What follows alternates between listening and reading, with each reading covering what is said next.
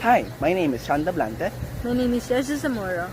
In this video, we visit Mr. Edru Abraham and his wife, Becky Abraham, at Araneta Avenue, Quezon City. Lolo Edru was a second-degree cousin of my Lola Basing, my grandma on my mother's side. The couple were kind enough to share their experience during the martial law era.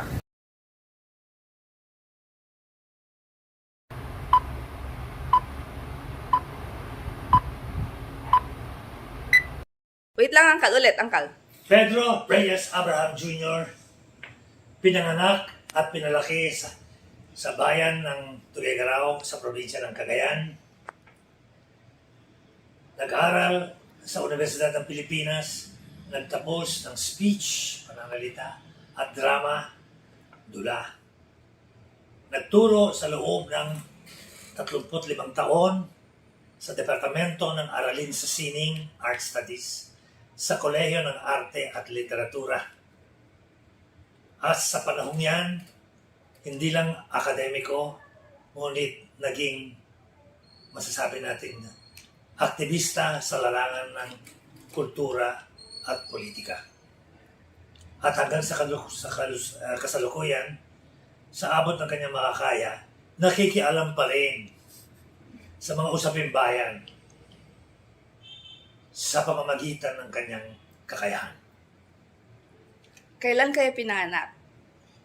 Ako po'y pinanganak sa araw ng 21 sa buwan ng Hunyo sa taong 1947.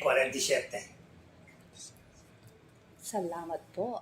Our subject po kasi in school is Philippine history. So we were given the assignment to interview an older living relative who participated in major events like martial law and revolution. World War II. So we thought of you po.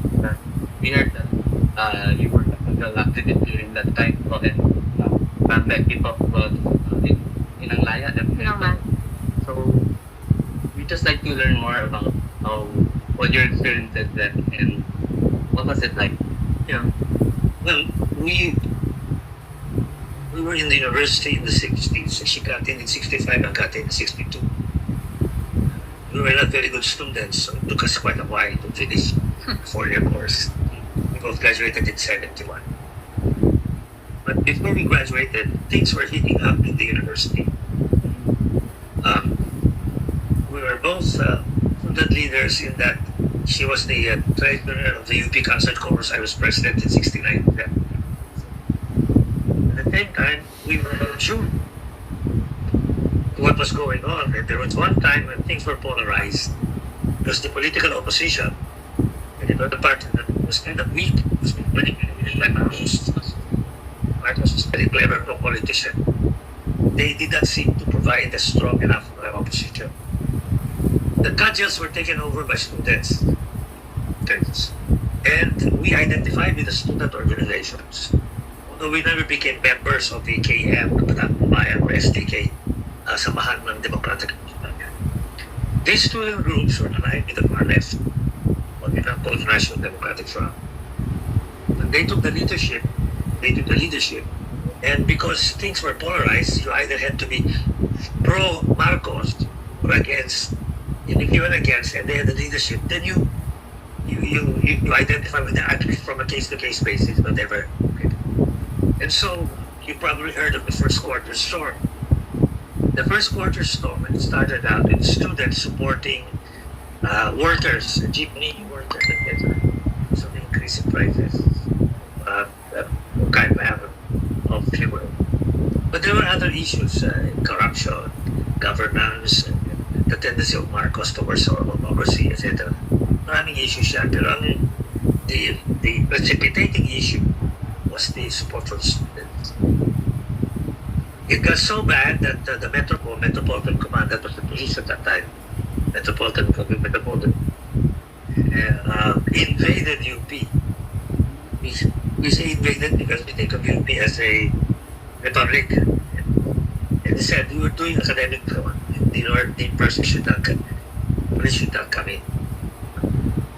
And so that turned out to be the first quarter storm, where things got so polarized in the first quarter. So this was in 1971, in the first quarter, the first 15 months of 1971, which was the most dramatic expression of resistance to the Marcos leadership at the time. The party that is running it is the Communist Party, the Partido Comunista ng Pilipinas. Make the distinction parang hindi lang translation ito. Yung CCP, CPP, Communist Party of the Philippines, that's the old party, pre-World War II ba yan? Pero ang pangalan Partido Komunista ng Pilipinas, PKP, yan yung bago, yan ang Joma season. Sila ngayon ang nagpapasimuno. And they were the ones who were, yung mga nababasa nyo, biglang natotorture, na-imprison na kanya. Yan, sila ang nagpapasimana. Kami, although emotionally and psychologically and intellectually, we were supporting many of the issues they were raising, we were not really members. No, I think we weren't in favor of the armed struggle. Yeah, that is one of, we were not in favor of the arms struggle. Yeah. Besides, ang modelo nila, Mao China, wala namang masyadong exciting na nangyari sa Mao China. Siyempre, wala ka namang political imagination. Sino ang katulad nito? Iisipin. China, hindi naman. China is hardly a model of what the society we wanted. Russia is hardly a model. North Africa or Vietnam. None of these were models. But they were raising the issues. And therefore, in that respect, we were supporting them because they were raising the issues, but we were not in favor of violence as a means of social change. Okay. In the meantime, dahil nga taga-UP kami, nagbabasa ko ng newspaper, you read between the lines at saka you're always skeptical. Galing sa dictator yun Ang mababasa mo, yung pinamababasa lang sa iyo. Kung minsan magiging smart ka, medyo may attitude ka, yan. Dahil na-train ka sa critical thinking Duda ka kaagad kung totoo kaya ito, 100%, baka naman 72% lang dito ang totoo. Yan. Okay. So wala ka naman makikita doon na may nangyayaring masama So in the beginning, as I was saying, we were giving the martial law the benefit of the doubt. Meron silang collecting, there was a massive movement of collecting unlicensed weapons. Surrender mo para wala nang hundreds of thousands of weapons to surrender. That's good. At least mabawasan ng And then,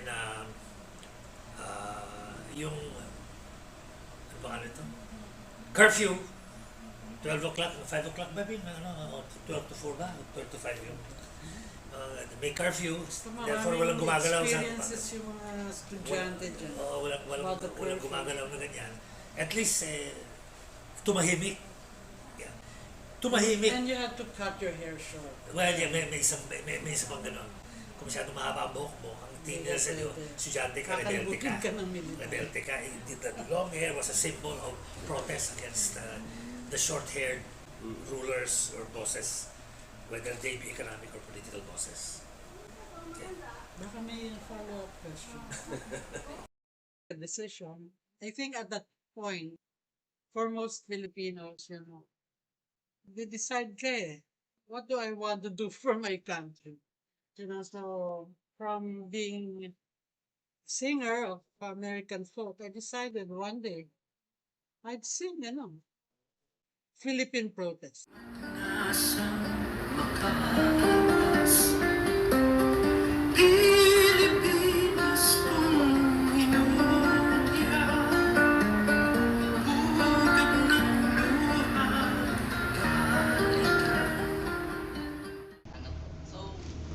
Martial law affect yung mga content ng mga creative works? Did they become very biased towards martial law, or was it more against martial law? Most artists at this time were supporters of martial law. Virtually everyone that you know who are in the mainstream. There are very few from the mainstream. Apo, Kuledesma, and a few others who were identifying themselves against martial law. But most artists, especially in some singers, were denied that. We identified ourselves against martial law. Looking back, what do you think is the most important lesson from the martial law era? Memory. The most important lesson is the memory of corruption, misgovernance, injustice, lack of freedom, That's the most important thing. We have to remember so that we do not repeat it. But apparently, we have forgotten because we did not establish the mechanisms of remembering. Would you have done anything differently during martial law era? Or are you like, would you have kept things, your actions the way they were?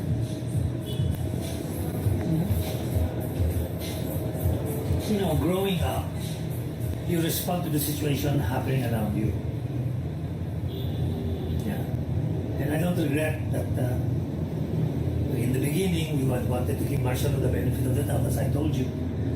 And then, as a sensitive, responsible citizen, you knew what was going on. And therefore, you have to start thinking of what is best for yourself and your children in the future of the country. That is citizenship. Hindi lang naman pamilya yan eh.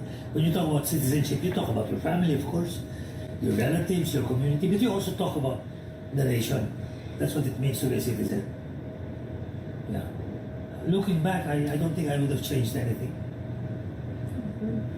Except that I would probably have been fighting against martial law much sooner. This OBE project helped us realize that many Filipinos nowadays are too ignorant of our history. We fail to properly value the sacrifices made back then, and we fail to learn from past mistakes. Like Lolo Edru said, we need to preserve the memory of the events of the martial law era so that we can make wise decisions and actions today and onwards. This will be vital in any situation involving critical thinking, such as voting for who will next lead our motherland. Before we took this term in readings of Philippine history, our sense of nationalism was either shallow or non-existent. Our habit was to simply accept information at face value without proper criticism or analysis. And we overall did not place enough value on preserving the memory of our past.